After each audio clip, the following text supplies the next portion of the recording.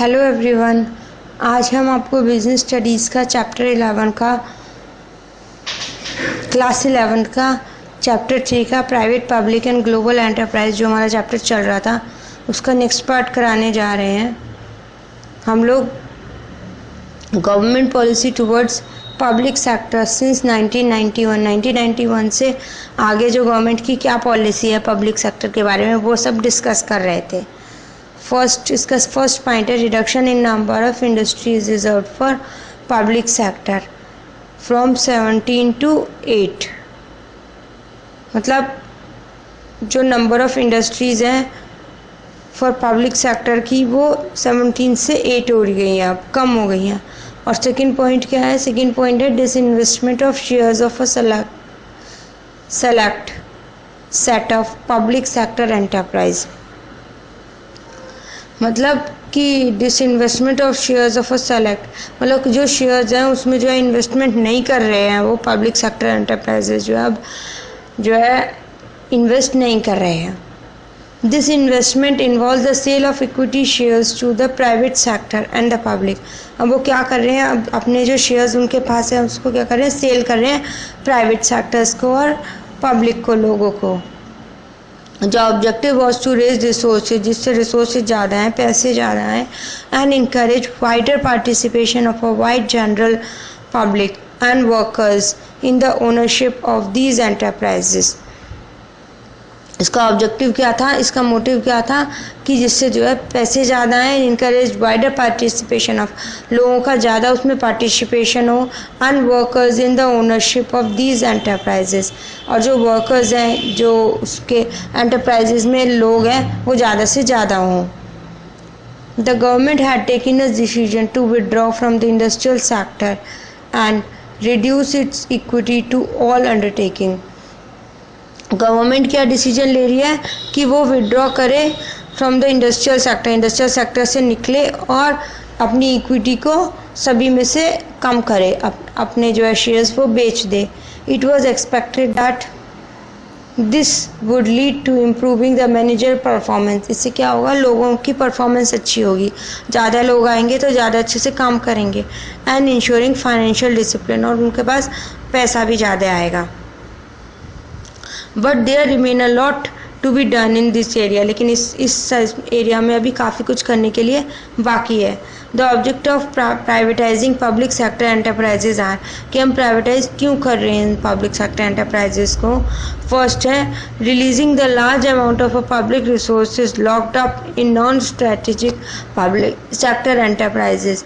जो large amount of resources हैं वो जो लॉक पड़े हैं गवर्नमेंट के उसमें, वो क्या होंगे? वो यूज़ होंगे, वो रिलीज़ होंगे, वहाँ से निकलेंगे, so that they may be utilise on the other social priority area. जो अदर एरियाज़ हैं उनमें यूज़ होंगे वो सब resources, such as health, family welfare, ये सब किसके लिए? हेल्थ के, फैमिली वेलफेयर के लिए, एंड प्राइमरी एजुकेशन के लिए। Reducing the huge amount of a public डेब्ट एंड इंटरेस्ट बर्डन। क्या होगा? जो large amount of public debts हैं वो क्या होगा? वो कम हो जाएगा। जो और इंटरेस्ट बर्डन, जो इंटरेस्ट है, जो इंटरेस्ट लग रहा है उस पर, जो गवर्नमेंट के ऊपर इंटरेस्ट लग रहा है, इतना लोन हो रहा है, वो सब थोड़ा कम हो जाएगा क्योंकि उसके पास पैसे आ जाएंगे। Transferring the commercial risk to the private sector, वो अपना रिस्क क्या करें? प्राइवेट सेक्टर को ट्रांसफ़र कर रहे हैं, so that the funds are invested in able project, जो अच्छे प्रोजेक्ट हैं उसमें वो यूज़ कर सके पैसे को। Freeing these enterprises from the government control, government के कंट्रोल से वो फ्री हो पाएंगे, आज़ाद हो पाएंगे, and introduction of corporate governance, और जो कॉरपोरेट एंटरप्राइजेज हैं वो सब उसका नया इंट्रोडक्शन हो पाएगा, नया वो चला पाएंगे नई enterprises. In many areas where the public sector had a monopoly, जहाँ पर पब्लिक सेक्टर की मोनोपोली है, जहाँ पे पब्लिक सेक्टर का ही अकेला काम है। For example telecom sector, the consumers have benefited bye more choices. जो कंज्यूमर हैं वो जो है वो बेनिफिट हो रहे हैं किससे? ज़्यादा लोग ज़्यादा चॉइसेस से ज़्यादा चॉइस आ रही है उनके पास, प्राइस कम हो रहा है, and better quality of products and services, और जो प्रोडक्ट और सर्विसेज की अच्छी क्वालिटी आ रही है, क्वालिटी दे रहे हैं। सी पार्ट है इसका, policy regarding sick units to the same as that of for private sector. वो क्या कर रहे हैं कि उनकी पॉलिसी क्या है, जो सिक यूनिट, जो कमज़ोर यूनिट्स हैं उनको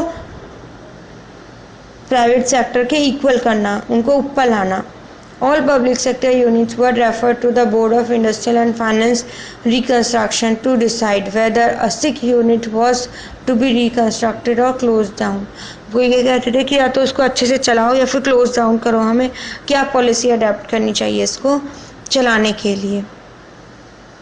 the board has considered revival, वो उसको दोबारा जिंदा करना चाहता है उस एंटरप्राइज को, and rehabilitation scheme for some cases, in some cases में वो क्या करता है कि नई नई स्कीम्स चलाता है जिससे वो एंटरप्राइज ग्रो कर पाए, and winding up for number of unit, और कई यूनिट्स को कहता है जो चल नहीं सकती उनको ख़त्म कर दो। There is a lot of resentment amongst workers of units which are to be close down, जो बंद हो रही है उनके वर्कर्स के बीच में वो कई बार वो रिसेंटमेंट हो जाता है, वो मानते नहीं है। A national renewal fund was set up by the government to retain and redeploy retrenched labor and to provide compensation to the public sector employees seeking voluntary retirement। और वो क्या कहते थे, जो लेबर्स हैं जो निकाल दिए गए हैं काम से, उनको क्या करते थे, वो फंड्स देते थे, कुछ नेशनल रिन्यूअल फंड्स स्कीम चलाई उन्होंने जिससे उनको थोड़े पैसे दिए जाते थे, एंड और जो एम्प्लॉयज़ हैं जो खुद जो है वॉलंटरी रिटायरमेंट की स्कीम स्टार्ट करी कि जो पब्लिक सेक्टर में जो गवर्नमेंट एम्प्लॉयज़ है वो खुद ही अपने आप रिटायर कर दें और उनको ये बेनिफिट दिया जाएगा, कंपनसेशन स्कीम स्टार्ट करी। With public sector finances under intense pressure, both central and state government are just not able to sustain them much longer। मतलब कि जब क्या हुआ कि जब जो है पब्लिक एंटरप्राइजेस क्या थी वो ज़्यादा प्रेशर में आ गई सेंट्रल और स्टेट गवर्नमेंट की, और they are not able to sustain much longer, वो ज़्यादा दिन तक नहीं चला पाते, तो वो क्या करते हैं, उसको एंटरप्राइज को बंद कर देते हैं। The resources under the National Renewal Fund have not been sufficient to meet the cost of voluntary separation scheme। जो नेशनल रिन्यूअल फंड से के पास जो पैसे थे वो सफिशिएंट नहीं थे वॉलंटरी सेपरेशन स्कीम को फिट करने के लिए, और वॉलंटरी रिटायरमेंट स्कीम को चलाने के लिए पैसे कम पड़ गए। नेक्स्ट है मेमोरेंडम ऑफ अंडरस्टैंडिंग। उन्होंने नेक्स्ट क्या नीति लगाई कि अंडरस्टैंडिंग होनी चाहिए। Improvement of performance through MOQ, memorandum of understanding system, by which management are to be granted greater autonomy but held accountable for specified result. इसमें क्या कहा उन्होंने कि वो आज़ाद थे अपनी कोई भी डिसीजन लेने के लिए, कोई काम करने के लिए, परफॉर्मेंस करने के लिए, अपनी परफॉर्मेंस को इम्प्रूव करने के लिए, लेकिन उनके रिजल्ट्स के लिए वो उन्होंने स्पेसिफाई कर रखा था कि हम तुम्हारे रिजल्ट्स हम चेक करेंगे। Under this system public sector units were given clear targets, उनको टारगेट दिया जाता था कि तुम्हें ये अचीव करना है, and operational autonomy for achieving those targets, और उन टारगेट्स को अचीव करने के लिए क्या क्या तुम्हें काम करने हैं, वो क्या क्या ऑपरेशंस चलाने हैं। The MOQ was between the particular public sector unit and their administrative ministries और public sector units के साथ साथ था वो, defining their relationship and autonomy, और उससे क्या हो रही थी, उनकी रिलेशनशिप और ऑटोनॉमी डिफाइन हो रही थी, बता पा रहे थे। नेक्स्ट है ग्लोबल एंटरप्राइजेस। ग्लोबल एंटरप्राइजेस क्या होते हैं? In last 10 years MNCs have played an important role in Indian economy। जो मल्टीनेशनल कंपनीज होती हैं वो एक इम्पॉर्टेंट रोल प्ले कर रही हैं इंडियन इकोनॉमी में, and MNCs as is evident from what we see around us, are gigantic corporation which have their operations in number of countries. ये मल्टीनेशनल कंपनीज क्या होती हैं कि जो अलग अलग देशों में अपने कॉर्पोरेशन, अपनी इंडस्ट्रीज चलाती हैं, उनको कहते हैं हम multinational companies. They are characterised by their huge size. हम उसको कैसे पहचान सकते हैं? उनका साइज़ बड़ा होता है, उनके पास लार्ज नंबर ऑफ प्रोडक्ट्स बहुत सारे होते हैं, एडवांस टेक्नोलॉजी होती है, उनकी मार्केटिंग स्ट्रेटजीज अच्छी होती हैं, network of operation all over the world, और जो नेटवर्क है वो सारे वर्ल्ड में फैला हुआ है, सारे संसार में। Global enterprises thus are huge industrial organisation. वो क्या होती हैं? एक इंडस्ट्रियल ऑर्गेनाइजेशन होती हैं which extend their industrial and marketing operations through a network of their branches in several countries, जो अपनी strategies के थ्रू बहुत सारी countries में अपनी branch फैला लेती हैं। These enterprises operate in several areas producing multi products, बहुत सारे प्रोडक्ट्स को वो प्रोड्यूस कर रही हैं विद देयर बिजनेस स्ट्रेटजी, अपनी स्ट्रेटजीज लगा के, extending over a large number of countries, और बहुत सारी कंट्रीज़ में एक्सटेंड हो रही हैं, बड़ी भी हैं ये। They have an impact on international economy also, और उसका इम्पैक्ट किस पे हो रहा है? इंटरनेशनल इकोनॉमी पे भी हो रहा है। This shows that top 200 MNCs control over a quarter of the world.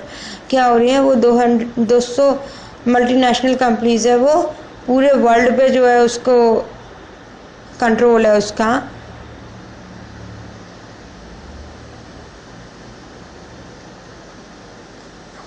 Some of these corporations में slightly exploitative in nature, कुछ हो सकती हैं वो exploit करें अपनी नेचर, उनकी नेचर exploitative हो, and concentrate more on selling consumer goods, और किस पे वो ध्यान लगे कि वो गुड्स ज़्यादा बेच सके, and luxurious items which are not always desirable for developing countries, जो developing countries को हर बार ज़रूरत नहीं होती। तो ये हमने आज ग्लोबल एंटरप्राइजेस का पॉइंट समझा दिया। इसके फीचर्स हम आगे नेक्स्ट वीडियो में डिस्कस करेंगे। अगर आपको अच्छा लगा हो तो प्लीज़ लाइक करो, शेयर करो और सब्सक्राइब करो। Thank you for watching.